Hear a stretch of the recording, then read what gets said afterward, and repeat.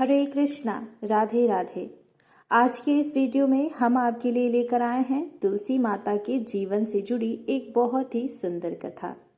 कार्तिक मास के शुक्ल पक्ष की एकादशी पर भगवान विष्णु के शालिग्राम रूप और माता तुलसी का विवाह किया जाता है। कई लोग तो द्वादशी तिथि पर भी तुलसी का विवाह करते हैं। तुलसी भगवान विष्णु को अति प्रिय है। तुलसी के बिना तो भगवान विष्णु भोग भी स्वीकार नहीं करते हैं। आइए कथा शुरू करते हैं। पूर्व जन्म में तुलसी एक लड़की थी जिसका नाम वृंदा था।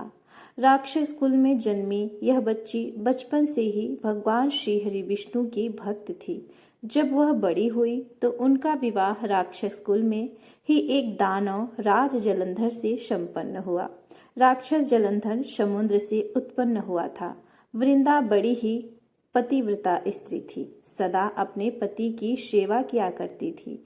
एक बार देवताओं और दानवों में युद्ध हुआ।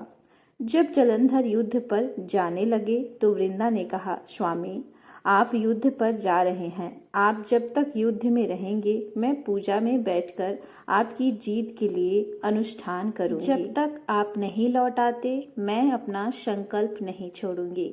उसके बाद जलंधर तो युद्ध में चला गया और वृंदा व्रत का संकल्प लेकर पूजा करने बैठ गई। उसके व्रत के प्रभाव से देवता भी जलंधर को हरा नहीं सके। सारे देवता जब हारने लगे तो श्री हरि नारायण के पास पहुंचे और सभी ने भगवान से प्रार्थना की। तो भगवान बोले, वृंदा मेरी परम भक्त है, मैं उससे छल नहीं कर सकता। इस पर देवता बोले कि भगवान दूसरा कोई उपाय हो तो बताइए, लेकिन हमारी मदद जरूर करें। इस पर भगवान श्री हरि विष्णु ने जलंधर का रूप धरा और वृंदा के महल पहुंच गए। वृंदा ने जैसे ही अपने पति को देखा तो तुरंत पूजा से उठ गई और उनके चरणों को छू लिया।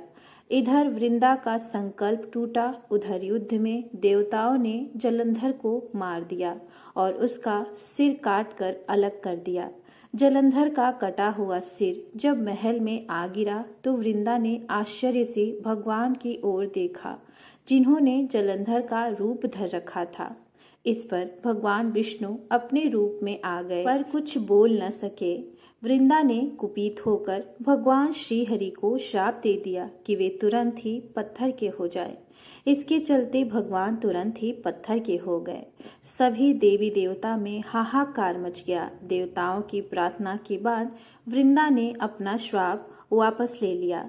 इसके बाद वे अपने पति का सिर लेकर सती हो गई। उनकी राख से एक पौधा निकला। भगवान विष्णु जी ने उस पौधे का नाम तुलसी रखा और कहा कि मैं इस पत्थर रूप में भी रहूंगा, जिसे शालिग्राम के नाम से पूजा जाएगा और तुलसी जी के साथ ही पूजा जाएगा और विवाह होगा। इतना ही नहीं, उन्होंने कहा कि किसी भी शुभ कार्य में बिना तुलसी जी के भोग के पहले कुछ भी स्वीकार नहीं करूंगा।